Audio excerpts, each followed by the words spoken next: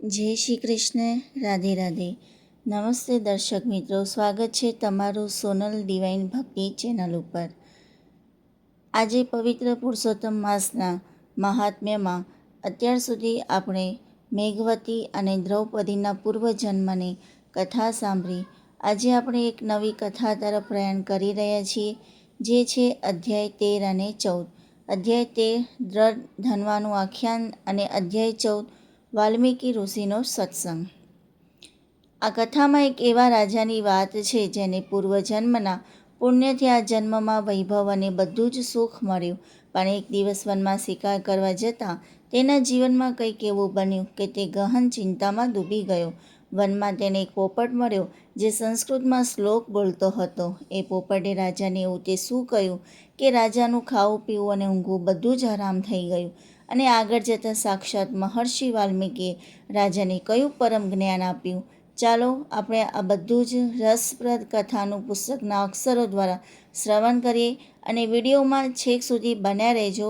અધ્યાય 13 અને અધ્યાય 14 બંને આ એક જ વિડીયોમાં જોવાના છીએ. અને જો ચેનલ ઉપર તમે નવા હો તો ચેનલને સબસ્ક્રાઈબ જરૂર કરજો. તો શરૂ કરીએ અધ્યાય 13 દ્રઢ ધનવાનું આખ્યાન.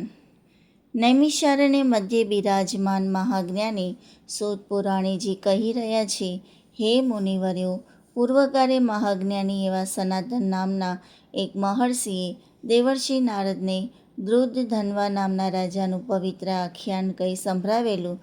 તે આખ્યાન આજે હું તમને કહી સંભળાવું છું. હૈય નામના એક દેશના રાજાનું નામ ચિત્રધર્મા હતું. એ મહાસત્યવાદી, સદા સત્યના પથ પર ચાલનાર, ઘણો જ બુદ્ધિશાળી શૂરવીર અને પ્રજાપાલક હતો. એના પુત્રનું નામ દ્રુધધન્વા હતું. સર્વગુણ સંપન્ન અને 64 વિદ્યામાં પ્રવીણ હતો.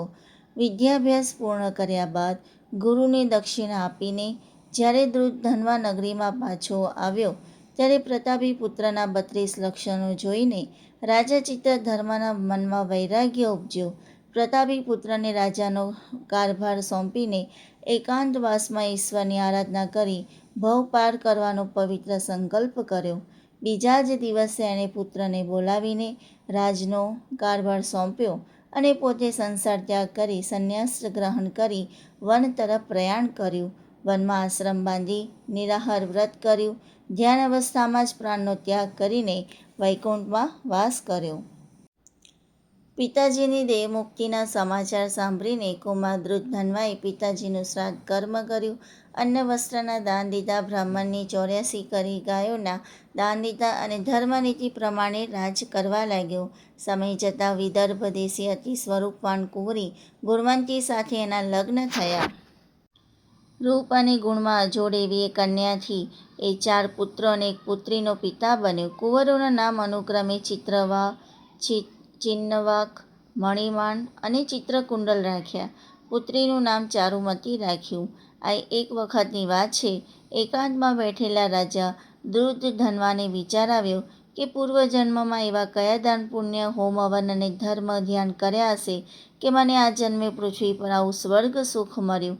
આ વિચારમાં રાજા દ્રુધધન્વાને આખી રાત ઊંઘ ન આવી. સવારમાં પ્રાતઃકાર્યથી પરવારીને રાજા મૃગિયા રમવા નીકળ્યો. હરણ્યમાં શિકારની શોધમાં રાજા આગળને આગળ વધતો ગયો. ત્યાં જ એની નજર એક મૃગ પર પડી. રાજાએ પોતાનો અશ્વ એ મૃગની પાછળ દોડાવ્યો. અરણ્યમાં મૃગ એક ઝાડીમાં અદૃશ્ય થઈ ગયું. રાજાએ એની ઘણી શોધ કરી, પણ મૃગ ક્યાંય ન મળવાથી રાજા હતાશ થઈ ગયો. મધ્યાહ્ન આગ વરસાવતો હતો. રાજાને તીવ્ર તરસ લાગી હતી. ગળે કાંચકી બાજી ગઈ હતી. તરસથી પીડાતો રાજા દ્રુધધન્વા એક સરોવરના કિનારે ગયો. શીતળ જળથી તૃષા छिપાવીને એક વટવૃક્ષની શીતળ છાયા તળે વિશ્રામ કરવા આડા પડખે થયો. ત્યાં જ એના કાને કોઈ મનુષ્યની વાણી અથડાઈ. ઊંચે જોયું તો એક પોપટ બોલી રહ્યો હતો. એનો અવાજ ઘણો જ મોહક હતો. એ શુદ્ધ સંસ્કૃતમાં રાજાને એક શ્લોક કહેવા લાગ્યો, જેનો અર્થ નીચે પ્રમાણે થતો હતો. હે રાજા, તું વૈભવ, વિલાસ અને ऐशોઆરામમાં રચોપચો રહે છે, પરંતુ જીવનના સાચા તત્વનો તે કદી વિચાર કર્યો નથી. તું જીવનની સાચી સિદ્ધિ સ્વરૂપ પરમાત્માને કેવી રીતે પ્રાપ્ત કરીશ? આવી હૃદયસ્પર્શી બોધભરી વાણી સાંભળીને પ્રસન્ન થયેલા રાજા દૃઢધનવાને લાગ્યું કે આ કોઈ સામાન્ય પોપટ નથી, પણ સાક્ષાત સુખદેવજી મહારાજ છે. એ જ મારા જેવા અજ્ઞાન જીવને ભવસાગરમાંથી તારવા માટે આવ્યા છે. રાજા દૃષ્ટધનવા આવા ગહન વિચારમાં ડૂબેલો છે. ત્યાં જ એની શોધ કરતા અંગરક્ષકો ત્યાં આવી ગયા. એ જ વખતે બોધદાયક વાણી ઉચ્ચારતો પોપટ ત્યાંથી અદૃશ્ય થઈ જતા રાજાની નિરાશાનો પાર ન રહ્યો. નિરાશયે રાજા નગરીમાં પાછો ફર્યો. હવે એને ખાવું, પીવું, સૂવું અકારું લાગવા માંડ્યું. પોપટે કહેલો શ્લોક કેમે કરીને ભૂલાતો ન હતો. 32 ભાતના ભોજન ફિક્કા લાગતા હતા. રાણી ગુણવંતીએ ભરથારને પ્રસન્ન કરવા માટે ઘણા ઉપાયો કર્યા, પણ કેમે કરીને રાજાની ઉદાસી હળવી થતી નહીં. રાજા તો ગાંડો થઈ ગયો હોય એમ રાત દિવસ એક જ શ્લોક બોલ્યા કરતો હતો. રાજાની આવી હાલતથી પ્રજાજનો પણ ચિંતા કરવા લાગ્યા. તો દર્શક મિત્રો, અહીંયા અધ્યાય 13 જે છે એ પૂરો થાય છે. હવે આપણે શરૂઆત કરીએ અધ્યાય 14, વાલ્મીકી ઋષિનો સત્સંગ. ભગવાન નારાયણના શ્રી મુખેથી પાવન કથાના શબ્દો સરી રહ્યા છે. હે દેવર્ષિ, એક દિવસની વાત છે. રાજા દૃઢધનવા દરબારમાં ઉદાસ મુખે બેઠા છે, ત્યારે એના સદભાગ્યે ભગવાન શ્રીરામના યશોગાન નિર્મળ ચિત્તે ગાનાર મહર્ષિ વાલ્મીકી ત્યાં પધાર્યા. રાજા દૃઢધનવાએ તત્કાળ ઉઠીને આસન આપ્યું, પ્રણામ સ્તુતિ કર્યા, ચરણ કમળ ધોઈને પૂજા કરી. રાજા દૃઢધનવાના આવા સેવાભાવથી પ્રસન્ન થયેલા મહર્ષિ વાલ્મીકીએ પૂછ્યું, રાજન, એવી તે કઈ ચિંતાએ તમને ઘેરી લીધા છે કે તમારા મુખમંડળ ઉપર ઘેરી ઉદાસી દેખાઈ રહી છે? રાજા દૃઢધનવા અત્યંત વિનય અવાજે બોલ્યો, હે મહર્ષિ, મૃગયા રમવા ગયો ત્યારે અરણ્યમાં મેં એક પોપટ જોયો. એ દૈવી પોપટે મને એક શ્લોક કહી સંભળાવ્યો. આ શ્લોક સાંભળ્યા પછી મારી ઊંઘ વેરાન થઈ ગઈ છે. 32 ભોજન કડવા લાગે છે. રાજા દૃઢધનવાએ શ્લોક ઋષિને કહી સંભળાવ્યો પછી આર્ત સ્વરે પ્રાર્થના કરી, હે ગુરુવર્ય, આપ મહાજ્ઞાની છો. આપ આ શ્લોકનું વિસ્તારથી વર્ણન કરીને મારો શોક હરો. મને આ રાજ, આ સુખ, વૈભવ, સંતાન સુખ મારા કયા પુણ્યબળે મળ્યું છે એ વિશે મને જણાવો, તો જ મારા હૈયાને શાંતિ થાય. ઋષિ વાલ્મીકી તો ત્રિકાળ જ્ઞાની હતા. સમાધિમાં દૃષ્ટિ કરતાં જ ભૂત, ભવિષ્ય અને વર્તમાન જણાવી દેતા. મંદ મંદ સ્મિત કરતા મહર્ષિ બોલ્યા, હે ભક્ત, ગયા જન્મે તું દ્રાવિડ દેશનો બ્રાહ્મણ હતો. તારું નામ સુદેવ હતું. તું અત્યંત શ્રદ્ધાળુ, ધાર્મિક જીવન જીવનારો પરમ સંતોષી જીવ હતો.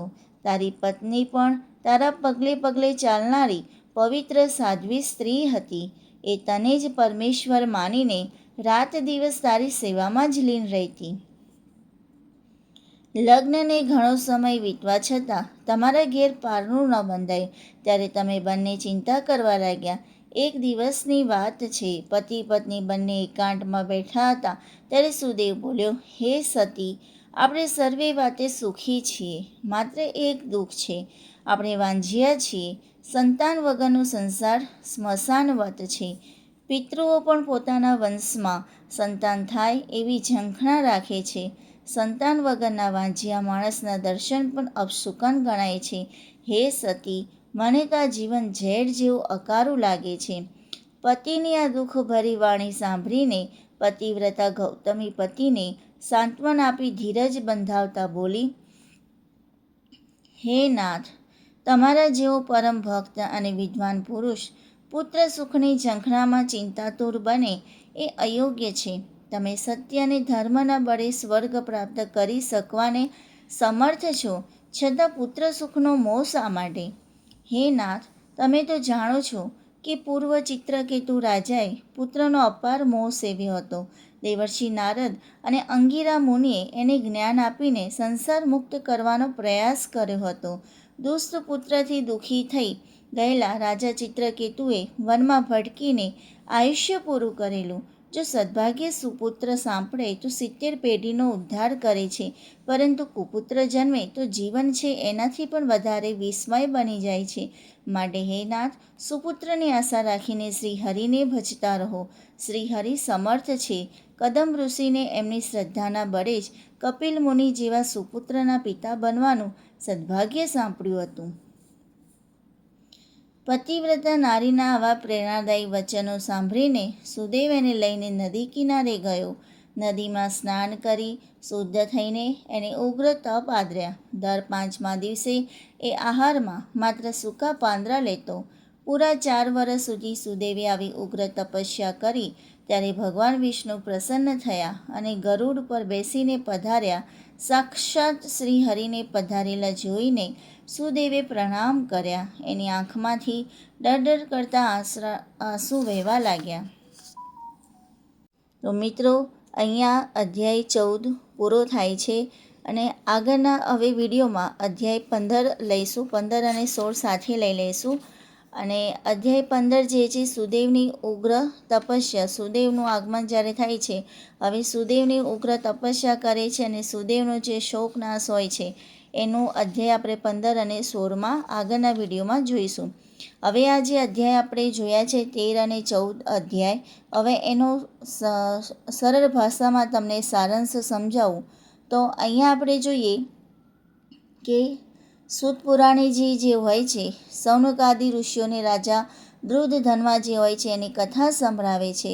રાજા દ્રુધધન્વાના પિતા ચિત્રધર્મા પોતાના પુત્રના 32 લક્ષણો જોઈને તેને રાજપાટ સોંપી વનમાં ચાલ્યા ગયા અને મોક્ષ પામ્યા. અને રાજા દ્રુધધન્વા પણ શું હોય છે કે ધર્મપૂર્વક રાજ કરતો હતો. પણ એક દિવસ વનમાં શિકાર કરવા જાય છે અને અશ્વ અદૃશ્ય થઈ ગયો અને રાજા ભટકી ગયા.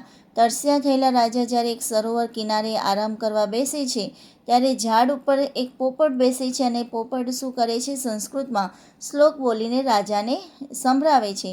તો સંસારના મોહ માયાના આરામમાં કેમ પડ્યો છે? જીવનની સાચી સિદ્ધિ પરમાત્માને કેમ ભૂલી ગયો છે? આ સાંભળીને રાજા ભારે ચિંતા અને ગ્લાનિ સાથે નગરમાં પાછા ફરે છે.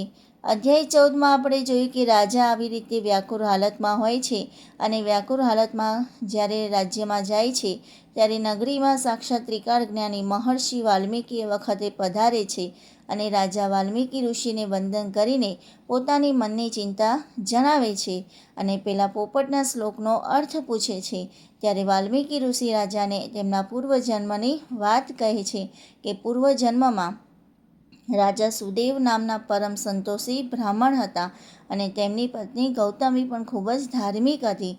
તેમને ત્યાં લગ્નના ઘણા સમય પછી પણ સંતાન ન થતાં બંને 4 વર્ષ સુધી ઘોર તપસ્યા કરી અને ભગવાન વિષ્ણુને પ્રસન્ન કર્યા હતા, જેમના આશીર્વાદથી તેમને ગુણવાન પુત્ર મળ્યો હતો. તો અહીંયા આપણે અધ્યાય 13 અને 14ની જે આપણે કથા જોઈ. હવે આપણે જોઈએ કે મોરલ ઓફ ધ સ્ટોરી એટલે કે મનુષ્ય જીવનમાં લેવા જેવો બોધ કયો છે આ કથામાંથી. તો મિત્રો, રાજા દ્રુધધન્વા અને વાલ્મીકી ઋષિના સત્સંગમાંથી આપણને જીવનના બહુ કિંમતી બોધપાઠ મળે છે. પહેલું કે સંસારના વૈભવ વચ્ચે પણ જાગૃત રહેવું. રાજા પાસે બધું જ સુખ હતું, છતાં પોપટના એક શ્લોકે તેમને જગાડી દીધા કે ભૌતિક સુખો જે છે એ કાયમી નથી. આત્માનું કલ્યાણ અને પરમાત્માની ભક્તિ જ સાચું સુખ છે. આપણે પણ સંસારના કામોમાં એટલા ન ડૂબી જવું જોઈએ કે ઈશ્વરનું સ્મરણ ભૂલી જઈએ.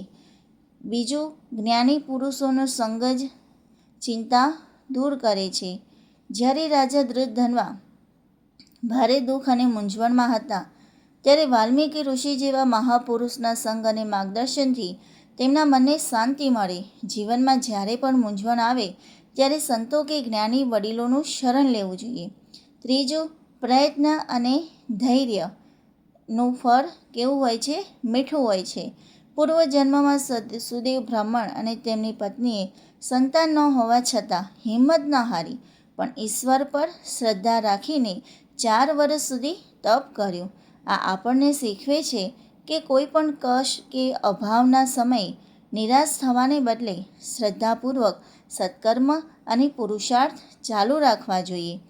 તો દર્શક મિત્રો, આગળના અધ્યાયમાં આપણે જોઈશું કે વાલ્મીકી ઋષિ રાજાને પૂર્વજન્મનું આગળ કયું રહસ્ય જણાવે છે, અને આ રહસ્ય જોવા માટે તમે દરેક પહેલેથી અધ્યાય જે આખા પ્લેલિસ્ટમાં મૂકેલા છે એ જરૂરથી જોવા, તો મજા આવશે. અને જો વિડીયો ગમ્યો હોય તો લાઈક અને શેર કરજો, અને ચેનલને સબસ્ક્રાઈબ જરૂર કરજો. જય શ્રી કૃષ્ણ. રાધે રાધે.